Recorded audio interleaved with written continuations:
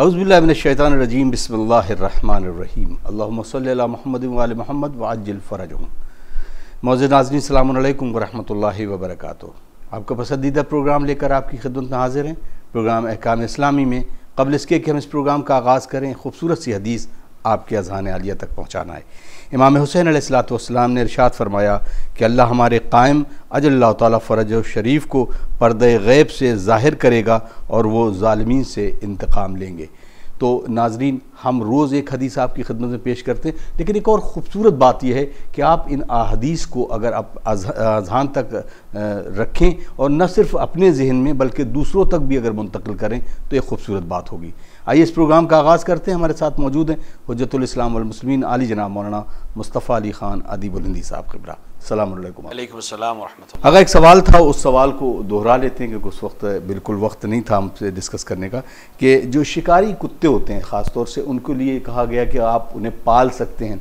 तो जब ये शिकार करने जाते हैं तो क्योंकि ये तो नजसुलैन जानवर में शुमार है और इस जैसे कोई भी हलाल जानवर पर हमला करता है और वो जानवर मर जाता है, तो क्या उसका गोश्त हलाल रहेगा? उसके लिए क्या नौयत होगी शरई तौर पर? औज़ु बिल्लाहि मिनश्शैतानिर्रजीम बिस्मिल्लाहिर्रहमानिर्रहीम अल्हम्दुलिल्लाहि रब्बिल आलमीन व सल्लल्लाहु अला सय्यिदिना मुहम्मद व आलिहि तय्यबीन अत्ताहिरीन। देखिए, शिकारी कुत्ते के जो अहकामात हैं, यानी शिकार के कुल्लन जो अहकामात हैं, उसमें बहुत से ऐसे मसाइल हैं कि जहाँ इंसान को कुछ चीज़ें बयान की गई हैं और आसानी फराहम की गई है। तो जैसे इंसान जब शिकारी कुत्ते को छोड़ता है तो उसमें शर्त यही कि जिस वक्त छोड़ेगा उस वक्त अल्लाह का नाम लेगा। यानी जिस तरह हम जब ज़बाह करते हैं किसी जानवर को तो अल्लाह का नाम लेना ज़रूरी है, वरना वो ज़बीहा अगर इंसान सारे काम अंजाम दे खुदा का नाम ही न ले तो वो ज़बीहा नहीं है या क़िबले की रियायत न करे। लेकिन कभी कभी ऐसा होता है कि कुछ चीज़ों की छूट दी जाती है। उनमें से एक छूट ये है कि इंसान मसलन जब शिकारी कुत्ते को छोड़ेगा शिकार की तरफ, क्योंकि उसको छोड़ना पड़ेगा शिकार के लिए, तो उस वक़्त अल्लाह का नाम अगर ले रहा है तो यही काफ़ी, यानी ये ज़रूरी है। और ये नीयत के साथ कि ये शिकार कर रहा हूँ मैं, बिस्मिल्लाह व बिल्लाह जो भी लफ्ज़ कहना चाहे वो छोड़ेगा। अगर अब ये शिकार करता है और चूँकि इनको ट्रेनिंग इस तरह से दी जाती है कि ये आम तौर से उसको ख़त्म नहीं करते हैं, आम तौर से ये ट्रेनिंग दी जाती है, ये इस तरह से शिकार करते हैं कि उसको चलने फिरने से माजूर कर देते हैं और उसको ख़त्म नहीं करते। ट्रेनिंग इनकी इस तरह से दी जाती है। तो वहाँ जब इंसान पहुँचेगा शिकार तक, तो अगर उसके अंदर अभी जान बाकी है तो उसको ख़ुद से ज़िब्ह करेगा और ये हलाल है। अगर बिलफ़र्ज़ पहुँचने तक वो मर गया लेकिन उसको शिकारी कुत्ते ने ही मारा है, यानी शिकार की वजह से, और ज़ख़्म जो शिकारी कुत्ते के गिरफ्त की वजह से उसकी गर्दन पे या जिस्म पे किसी भी हिस्से पे आया वो मरा है, तो अगर इसको रिलीज़ करते वक्त, कुत्ते को शिकार के लिए रिलीज़ करते वक्त बिस्मिल्लाह कहा था, अल्लाह का नाम लिया था और उसको शिकारी कुत्ते के ज़ख़्म से मौत वाक़ई है, तो ये ज़बीहा है, इसको खाने में कोई हर्ज नहीं है। बिल्कुल इसी तरह मिसाल के तौर पर अगर कोई इंसान गन से शिकार कर रहा है तो गन से शिकार करते वक्त उसको बिस्मिल्लाह कहना है, यानी गोली चलाते वक्त उससे बिस्मिल्लाहिर्रहमानिर्रहीम या अल्लाह का नाम लेकर शिकार की तरफ फायर करना है। लेकिन कोशिश ये करनी है, यानी ये जो बुलेट है ये ऐसी बुलेट होनी चाहिए जो जिस्म को फाड़ती हो, क्योंकि कुछ बुलेट्स होती है जो गोल होती हैं, वो जिस्म को फाड़ती नहीं, वो प्रेशर की वजह से जिस्म के ऊपर चोट पहुंचाती हैं और उसकी वजह से जानवर गिर जाता है या हलाक हो जाता है। लेकिन एक कुछ बुलेट्स ऐसी होती है जिनमें आगे नोक होती है, जिस्म को फाड़ती हैं, भले उस पार ना निकले लेकिन वो जिस्म को फाड़ के पेनिट्रेट करके अंदर दाखिल होती हैं। तो बुलेट्स वो वाली इस्तेमाल करनी है और बिस्मिल्लाह कहना है। अगर वहाँ पहुँचने पर वो शिकार ज़िंदा था, गोली लगने के बावजूद वो अभी ज़िंदा है, तो उसको ज़िब्ह करेंगे। लेकिन अगर मर चुका है तो अगर बिस्मिल्लाह कह के फायर किया है तो उसका गोश्त खाना भी जायज़। बहुत बहुत शुक्रिया। अगर अब इसमें एक सवाल एक साहब ने किया था, जहन में मेरे वो आ गया तो मैं आपकी खिदमत में पेश कर दूं कि जब कोई ज़बीहा को ज़िब करते हैं तो एक बिस्मिल्लाह अल्लाहु अकबर कहते हैं, तो क्या बिस्मिल्लाहिर्रहमानिर्रहीम नहीं कहा जाना चाहिए?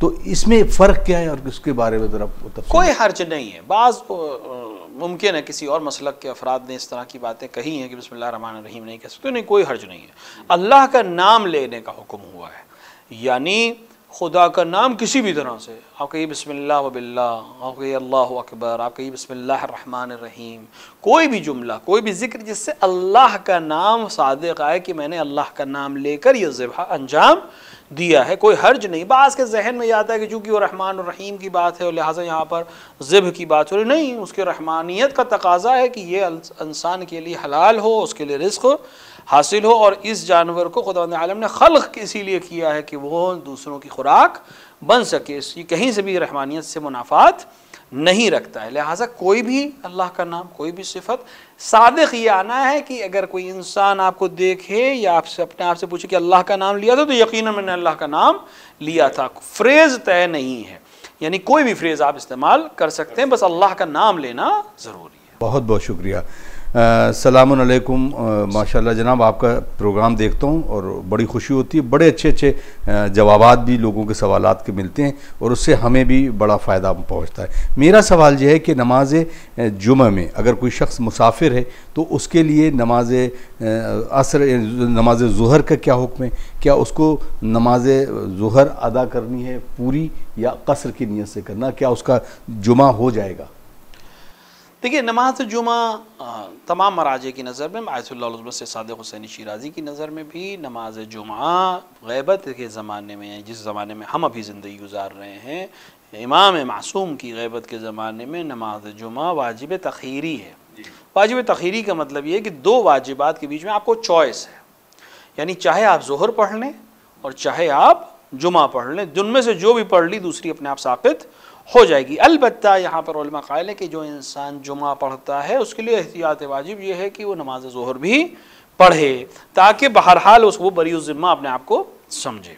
हो, अगर इंसान एहतियात वाजिब का हुक्म आपको मालूम है, या इंसान अपने मुज्तहिद के एहतियात पर अमल करेगा, या इस मसले में किसी ऐसे मुज्तहिद के फतवे पर अमल कर सकता है जिसने फतवा दिया हो, उसने एहतियात ना कही हो, और उसके ऊपर अमल करके वो अपने मामले को हल कर सकता है।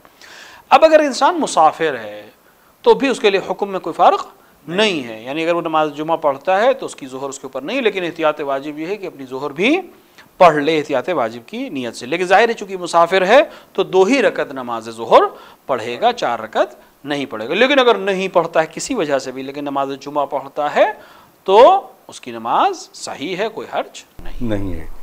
बहुत बहुत शुक्रिया। सलामुन अलैकुम। जब अज़ान होती है तो उस टाइम हम दूसरा कोई काम कर सकते हैं या नहीं? अगर कर सकते हैं, लेकिन हमें भी बताया गया कि नमाज के टाइम पर बिल्कुल खामोश बैठना चाहिए और नमाज को दोहराते रहना चाहिए, इसमें कौन सा अमल करना चाहिए? देखिए, अज़ान के वक्त सबसे बेहतरीन अमल ये कि इंसान अपने आप को नमाज के लिए आमादा करे। अलबत्ता ज़ाहिर है कि अज़ान से पहले थोड़ा सा इंसान को अपने आप को आमादा कर लेना चाहिए और मस्जिद की तरफ जाना चाहिए, लेकिन फिर भी अज़ान कॉल है, अज़ान इंसानों को पुकारने के लिए, खुदा को तो नहीं पुकार रहा है वहाँ से मुअज्जिन इंसानों को आवाज़ दे रहा है कि आकर नमाज पढ़ो। लिहाजा इंसान के लिए बेहतरीन अमल ये है कि उस वक्त कोई हत्ता मुस्तहब अमल, हत्ता ज़िक्र, हत्ता कुरान, इस तरह की चीज़ों को भी बाज़ उलमा ने कहा है कि करने की ज़रूरत नहीं, बल्कि कुरान, नमाज, अज़ान के जो फ़िक्रे हैं उसको दोहराना चाहिए, ये मुस्तहब अमल है। लेकिन अगर कोई अमल अंजाम दे दे, मसलन कोई घर में बैठा है या कोई स्कूल में है या कोई ऑफिस में है, उसको भी छुट्टी नहीं मिल पा रही है, या कोई ऐसा अमल अंजाम दे रहा है कि अभी नहीं थोड़ी देर बाद पढ़ेगा, तो लिहाजा अगर वो कोई अमल अंजाम दे तो अमल में अपने आप में कोई हुर्मत नहीं आएगी, यानी अमल सही है उसका, लेकिन वो एक सवाब से महरूम हो जाएगा कि जो अज़ान को दोहराने का सवाब है। रही बात ये कि अज़ान का एहतराम इंसान को करना चाहिए, तो अज़ान का एहतराम ये है कि इंसान नमाज पढ़े, ये एहतराम होगा नमाज का, यानी अज़ान का। लिहाजा अगर इंसान मस्जिद मिसाल के तौर के ऊपर है या घर में नमाज पढ़ता है और आमादा है, अज़ान हो रही है, तो बेहतर है कि अज़ान को सिर्फ दोहराए और उसके बाद अपनी नमाज पढ़े। लेकिन अगर कोई और अमल अंजाम दे रहा है तो अगर तर्क कर सकता है और नमाज के लिए जा सकता है तो सबसे अच्छा काम है। अगर तर्क नहीं कर सकता है तो भी अज़ान के फ़िक्रों को दोहरा सकता है, ताकि कम से कम दोहराने का सवाब उसको मिल जाए। बहुत बहुत शुक्रिया। नाज़रीन, आप देख रहे हैं प्रोग्राम है काम इस्लामी, और आपके सवालात के लिए ये जो नंबर दिया गया है इस पर आप अपने सवाल भेज सकते हैं। और ख़ुसूसन आपसे गौर गुजारिश है कि आप इस तरह के प्रोग्राम जो देखते हैं इसमें आपके ताउन की भी अशद ज़रूरत है। हमारे डिस्क्रिप्शन पर जो बैंक की डिटेल्स दी गई है, आप इसमें रकम शरई या दीगर जो रकम है आप देना चाहते हैं हमारे चैनल्स को आप दे सकते हैं और राबता कर सकते हैं। इंशाल्लाह इस आपके नंबर पर ही व्हाट्सएप के ज़रिए आपको इसकी रसीद हासिल हो जाएगी। आइए कुछ और सवालों की तरफ बढ़ते हैं। आगा इनका सवाल है, सलाम अलैकुम। वालेकुम अस्सलाम।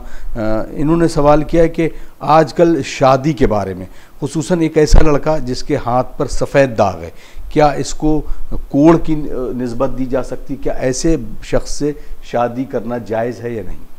देखिए, अगर किसी इंसान को अलियाज़न बिल्लाह कोढ़ भी हो तब भी शादी की हुर्मत उसके लिए नहीं है। लेकिन जहाँ अक़्द को फस्ख़ करने की जो इजाज़त है उसमें एक चीज़ कोढ़ है कि मिसाल के तौर पर अगर ज़ौजा को नहीं मालूम है या शौहर को नहीं मालूम है कि ख़ातून को कोढ़ का मरज़ है अलियाज़न बिल्लाह, या मर्द को कोढ़ का मरज़ है और बाद में उसको मालूम हो, तो उसको इजाज़त है कि वो अक़्द को बग़ैर तलाक़ के फ़स्ख़ कर सकता है या वो खातून कर सकती है, उसको तलाक़ की ज़रूरत नहीं है, यानी शराइत अक़्द में है ये। लेकिन अगर वो उसके साथ ज़िंदगी गुजारना चाहती है और उसको कोई परेशानी नहीं, तब भी कोई हर्ज नहीं है, निकाह अपने आप में सही है। रही बात सफ़ेद दाग की, सफ़ेद दाग कोढ़ के हुक्म में नहीं, बिल्कुल अलग अलग चीज़ें हैं।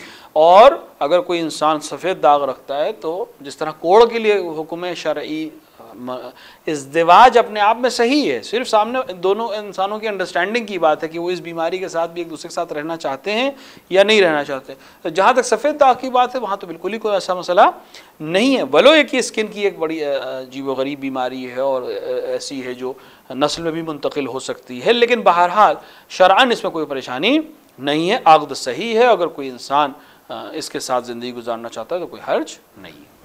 बहुत बहुत शुक्रिया। अगर एक और सवाल है, ख़ासतौर से मेडिकल साइंस के डॉक्टर्स के जब डिस्कशन होते हैं तो ये कहते हैं कि जो रिश्तेदारों में आपस में शादी होती है उसमें एक फैक्टर RH फैक्टर होता है जो ब्लड से एक दूसरे की तरफ ट्रांसफ़र होता है, नस्ल के लिए आगे वो ख़तरनाक होता है।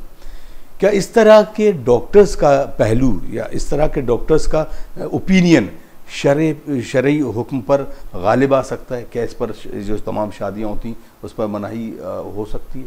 नहीं, इस तरह के कोई भी रिसर्च, इस तरह का कोई भी नज़रिया शरई हुक्म के ऊपर तब्दीली नहीं ला सकता। खुदावंद आलम ने चचाजाद भाइयों को, चचाजाद बहनों को, खालाजाद भाइयों, खालाजाद बहनों और इस तरह के रिश्तेदारों में जो नामहरम रिश्तेदार हैं, इनकी शादी को जायज़ करार दिया है और सुन्नत में इसके ऊपर अमल हुआ है। लिहाजा इसके ऊपर इसको कोई आगे ख़त्म नहीं कर सकता। कोई पर्टिकुलर केस में कोई ख़ास वजह से कोई आकर हुक्म दे या बात कहे तो एक अलग बहस है, लेकिन किसी एक डॉक्टर के कहने से या असलन कुल्लन सारे डॉक्टर्स मिलकर भी कोई एक बात कहें तो हुक्म खुदा ख़त्म नहीं होता है। अलबत्ता ये भी एक अपनी जगह पे बात है कि यहाँ पर जो जवाज़ दिया गया है शादी का, ये जायज़ है। यानी ये नहीं कि आप अपने सगे रिश्तेदारों में ही शादी करिए, मतलब चचाजाद बहन से ही शादी करिए, चचाजाद भाई से ही शादी करिए, या खालाजाद बहन या भाई से ही शादी करिए, या मसलन करीबी रिश्तेदारों से। ये जवाज़ का कायल है। यानी चूँकि बहुत कुछ इलाके ऐसे थे जहाँ, या कुछ कबीले ऐसे थे जहाँ ये शादियाँ नहीं होती थी, यानी वो पूरे इलाके के मिसाल के तौर पे एक नस्ल के लोग आपस में शादी नहीं करते थे। इस्लाम ने आके जवाज़ दिया है कि नहीं, शादी की जा सकती है और एक दूसरे के कफ़ो हैं, कोई हर्ज नहीं है। जवाज़ का ये मतलब नहीं होता कि आप यही करना है, नहीं। दूसरों आइम्मा अलैहिस्सलाम ने अपने ख़ानदान में भी शादी की है, बीरून ख़ानदान भी शादी की है।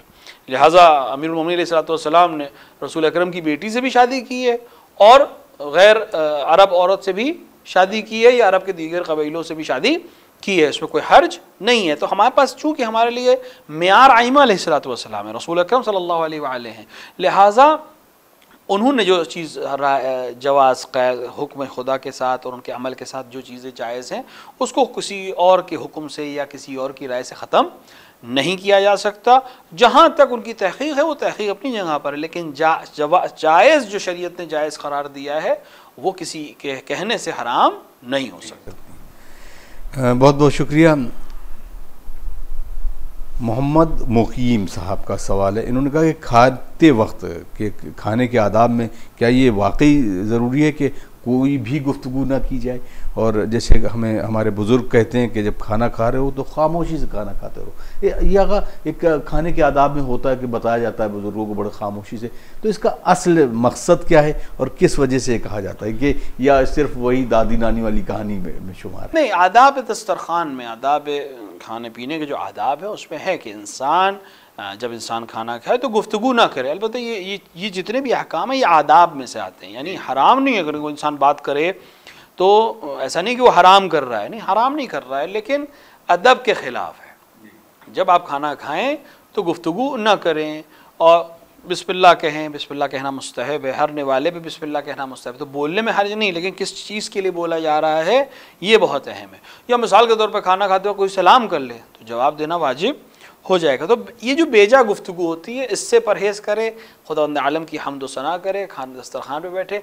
और जो हिकमत इसकी है, इल्लत तो हम नहीं जान सकते, हिकमत इसकी जो बयान की गई वो ज़ाहिरन ये कि जब इंसान बोलता है तो बहुत दफ़ा ऐसा होता है कि उसके खाते वक्त अगर वो बोल रहा है तो बहुत इम्कान है कि चूँकि यहाँ दो वेन जा रही हैं, एक वो है जो आपके पेट में जा रहा है और एक वो है जो आपकी लंग्स की तरफ जा रहा है, तो बहुत इम्कान है कि बोलते वक्त इंसान से ये ख़ता हो जाए और वो पार्टिकल जो मिसाल के तौर पे स्टमक की तरफ या डाइजेस्टिव सिस्टम या इंटेस्टाइन की तरफ जाना चाहिए वो लंग्स की तरफ चला जाए और वो इंसान के लिए बहुत ख़तरनाक हो सकता है। लिहाजा चूँकि बोलने के नतीजे में इंसान को नुकसान हो सकता है, उसके खाने पीने के सिस्टम में नुकसान हो सकता है, डाइजेशन के सिस्टम में नुकसान हो सकता है, उसके अपने लिए परेशानी का सबब बन सकता है, लिहाजा ज़ाहिरन एक हिकमत उसकी ये है कि उससे मना किया गया। जैसे बोलते वक्त, पानी पीते हुए बोलने से इसीलिए मना किया गया क्योंकि अक्सर हुआ है कि अगर आप पानी पीते हुए बोलें या बात करें तो बहुत इम्कान है कि पानी आपके लंग्स की तरफ चला जाए और उससे बहुत तेज़ी से इंसान को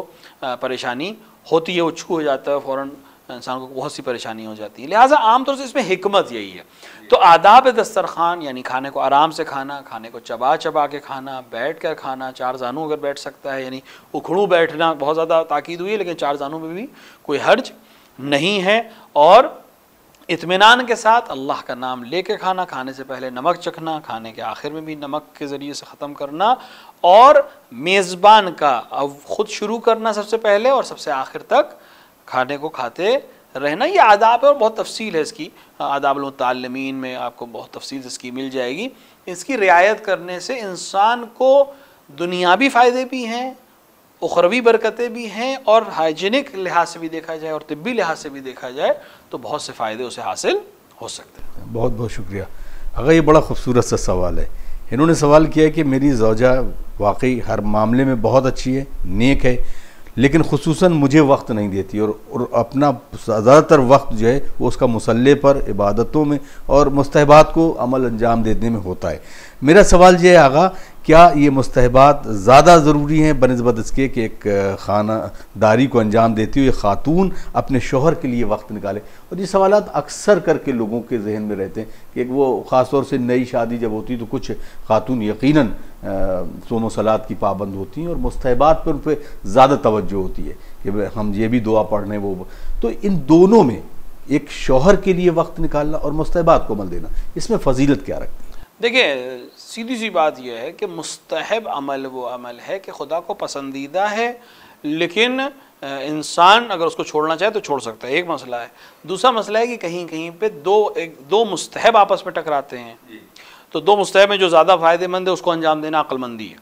कहीं कहीं पे मुस्तहब और वाजिब टकरा जाता है, तो वहाँ पर अगर कोई इंसान मुस्तहब अंजाम दे तो वो वाजिब को तर्क कर रहा है। शौहर की खिदमत करना, शौहर को राज़ी करना, शौहर को खुश करना खातून पर वाजिब है, ना कि मुस्तहब है, वाजिब है। हाँ, वाजिब अमल से शौहर नहीं रोक सकता, नमाज सुबह से नहीं रोक सकता, नमाज ज़ोहर और नमाज असर और नमाज मगरिब और नमाज इशा या वाजिब रोज़े से शौहर मना नहीं कर सकता। वाजिब हज से भी बाज़ रवायात में कि नहीं रोक सकता। लेकिन बाकी जो मुस्तहब अमल है, अगर वो शौहर के हक़ को ज़ाया कर रहे हैं, जैसे कि उन्होंने सवाल किया कि मिसाल के तौर पे खातून वक्त नहीं दे रही हैं, यानी वो मुसल्ले पे ज़्यादा वक्त गुजार रही हैं और शौहर की तरफ तवज्जो कम कर रही हैं, तो इस नमाज का कोई फ़ायदा नहीं होगा। क्योंकि रवायत में है कि अगर मुस्तहब रोज़ा कोई खातून बग़ैर शौहर की इजाज़त के रखे तो वो रोज़ा बातिल है असलन, यानी रोज़ा ही नहीं रख सकती बग़ैर शौहर की इजाज़त के, जबकि इतनी अहम इबादत है, इतनी मकबूल इबादत है, खुदा आलम को पसंद है, लेकिन बग़ैर शौहर की इजाज़त के रोज़ा रखना उसके लिए जायज़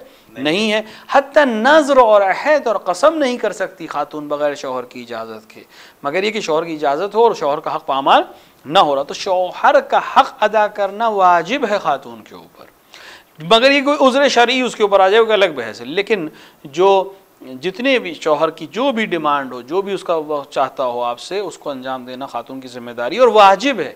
लिहाजा मुस्तहब और वाजिब में कभी टकराव अगर हो जाएगा तो वाजिब हमारे लिए मुकद्दम है, वाजिब को पहले अंजाम दिया जाएगा, मुस्तहब बाद में अंजाम दिया जाएगा।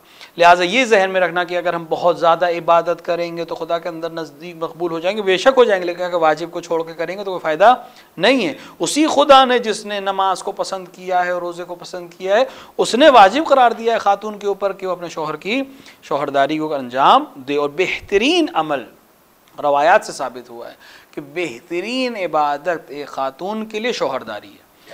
वो खातून जो जन्नत में सबसे पहले दाखिल होगी वो होगी जिसका शौहर उससे राज़ी होगा। लिहाजा शौहर को राज़ी करना सबसे बेहतरीन इबादत है। जितनी मुस्तहब नमाजें वो सब एक तरफ और शौहर का नाराज़ी होना एक तरफ है। लिहाजा उसको राज़ी रखना ज़्यादा ज़रूरी है, वाजिब है। अगर उसके बाद वक्त बचता है तो मुस्तहब अमल अंजाम देना चाहते वह इल्ला खुद यही शौहरदारी करना और शौहर को खुशनूद रखना 1000 नमाजों से भी बेहतर है जो मुस्तहब हो। हाँ, वाजिबात को अदा ज़रूर करना है, वाजिबात पे कोई भी बीच में नहीं आ सकता, कोई भी मखलूक बीच में नहीं आ सकती, लेकिन मुस्तहबात में उस चीज़ को तरजीह देना है जो खुदा को ज़्यादा मकबूल है और खुदा ने ये वाजिब किया है खातून के ऊपर, लिहाजा वो उसकी तरफ तवज्जो दे। यकीन रखें अगर आप खुदा के सवाब के लिए कर रही हैं, यानी खुदा की खुशनुदी के लिए कर रही हैं, तो शौहर को राज़ी करके ज़्यादा बेहतर मकामात हासिल कर सकती हैं। बहुत बहुत शुक्रिया। यही हाल कुछ ख़वातीन का ये भी होता है कि वो अपने बच्चों से भी दूर हो जाती हैं, और खुसूसन जब नमाज़ पढ़ रही हूँ, उस मुस्तहबात की बात करूँ कि वाजिबात में तो कोई मसला ही नहीं आता है, तो वहाँ पर बच्चों के भी तरबियत के हवाले से भी बात की जाए कि अगर वो तिलावत कर रही हैं या इस तरह से उस पर डांट देती हैं और बुरी तरह से डांटती हैं, तो इसके बारे में भी एक मैसेज मेरे ख्याल से जाना चाहिए। बिल्कुल, जिस तरह शौहर का मसला है उसी तरह औलाद की तरबियत की जिम्मेदारी है, और ख़ातून से बेहतर यानी एक माँ से बेहतर कोई भी इंसान यानी कोई और जो है वो बच्चे की तरबियत नहीं कर सकता है। हदफ क्या है, यानी इबादत का मकसद क्या, अगर इंसान इसको समझ ले तो शायद उसके लिए बहुत से मसाइल हल हो जाएं। अगर मकसद टिक लगाना है कि मैंने आज ये पढ़ा, मैंने आज ये पढ़ा, मैंने आज दुआ अहद पढ़ी, मैंने आज ज़ियारत आशूरा पढ़ी, मैंने आज दुआ अमीनुल्लाह पढ़ी मिसाल के तौर पर, या मिसाल के तौर पर आज एक पारा कुरान का पढ़ लिया, टिक्स लग रहे हैं। अगर मकसद टिक लगाना है तो उसका कोई फ़ायदा नहीं है, उसका कोई जवाब नहीं। मकसद खुदा की इबादत करना है, मकसद आइम्मा अलैहिस्सलाम का एहतराम करना है, तो एहतराम वो है कि उनकी बात मानी जाए। खुदावंद आलम ने जो हुक्म दिया है, आइम्मा ने जो हुक्म दिया उसको माना जाए। अगर आप एक ज़ियारत नहीं पढ़ पाएँ किसी वजह से, लेकिन अपना वक्त आपका बच्चों में की तरबियत में सर्फ हो रहा है और अच्छी तरबियत की वजह से आपको वक्त नहीं मिल पा रहा है, तो यकीन रखें खुदावंद आलम और आइम्मा इतने रहीम और इतने करीम हैं कि आपको इसका इतना अजर देंगे कि जो शायद सिर्फ ज़ियारत पढ़ने के से कहीं ज़्यादा आपको अजर मिल सकता है, इसमें कोई शक नहीं है। लेकिन अगर हम हदफ खुदावंद आलम की खुशनुदी हासिल करना होगा तो फिर हमारे लिए सारी चीज़ें आसान हो जाएंगी। लिहाजा बेशक कुरान पढ़ना बेहतरीन इबादत है, तस्बीहात का पढ़ना बेहतरीन इबादत है, मिसाल के तौर के ऊपर आइम्मा अलैहिस्सलाम की ज़ियारत पढ़ना बेहतरीन अमल है, लेकिन तमाम जो ख़ानदारी के उमूर हैं उसको अंजाम, यही चीज़ मर्द के लिए भी है। ऐसा नहीं कि मैं सिर्फ ख़वातीन की बात कर रहा हूँ, दोनों के लिए है। यानी अगर कोई शख्स जो है वो सिर्फ मुस्तहबात में लगा है और अपनी ज़ौजा को वक्त नहीं दे रहा है या अपने बच्चों को वक्त नहीं दे रहा है, तो इस तरह के मुस्तहब का कोई फ़ायदा नहीं है। सबका हक़ जो है वो एतदाल के साथ एक हिस्सा जो है, मिसाल के तौर के ऊपर इमाम रज़ा अलैहिस्सलाम से रवायत है कि आपने फरमाया कि ज़िंदगी को 3 हिस्सों में तकसीम करो। हिस्सा इबादत के लिए, एक हिस्सा कसब माश के लिए, और एक हिस्सा हलाल लज्जतों को हासिल करने के लिए। और हलाल लज्जत वाले हिस्से को फ़ायदा ये है कि उससे तुम्हें बाकी दोनों हिस्सों पे अमल सही से अंजाम देने का मौका फराम होगा और जहन तुम्हारे लिए आमादा होगा। लिहाजा हमें आइम्मा अलैहिस्सलाम, खुदा के हुक्म, आइम्मा अलैहिस्सलाम की सीरत और सुन्नत, अगर अब हदफ खुदा की खुशनुदी है तो उसके हुक्म पर अमल करने की ज़रूरत है, और उसके हुक्म पर हम तभी अमल कर सकते हैं और अपने आप को राज़ी कर सकते हैं जब हम आइम्मा के फ़रामीन पर अमल करें। देखिए उन्होंने कैसे ज़िंदगी गुजारी है और उस हिसाब से अपनी ज़िंदगी गुजारें। अगर अच्छी तरबियत करेंगे तो यकीनन उस माँ से कहीं आला आपका दर्जा होगा जो कुरान तो पढ़ती है लेकिन उसके बच्चे बेतरबियत हैं। अगर आप शौहरदारी करती हैं और शौहर का ख्याल रखती है तो यकीनन उन ज़ौजात से आपका मकाम कहीं आला होगा कि जो अपने शौहर को नाराज़ी किए हैं और दिन भर कुरान पढ़ती हैं। इसका कोई फ़ायदा नहीं है। लिहाजा अमल एतदाल के साथ हो, जिम्मेदारियों को अदा करके हो, यकीनन उन जिम्मेदारियों को अदा करने से आपको मुस्तहब का सवाब भी मिलेगा। बहुत बहुत शुक्रिया, बहुत बहुत शुक्रिया। नाज़रीन, आप देख रहे हैं प्रोग्राम अहकाम इस्लामी और इसमें बहुत सारे सवालात हैं। इंशाल्लाह कुछ और सवालात और मौज़ूआत डिस्कस करेंगे अगले एपिसोड में। तब तक के लिए अपने मेज़बान अतहर काज़मी को इजाज़त दीजिए। वस्सलामु अलैकुम वरहमतुल्लाहि वबरकातुहू। आइए दुआ करते हैं हम सब मिलकर अपने आक़ा और मौला के लिए। अल्लाहुम्मा अज्जिल लिवलियकल फ़रज।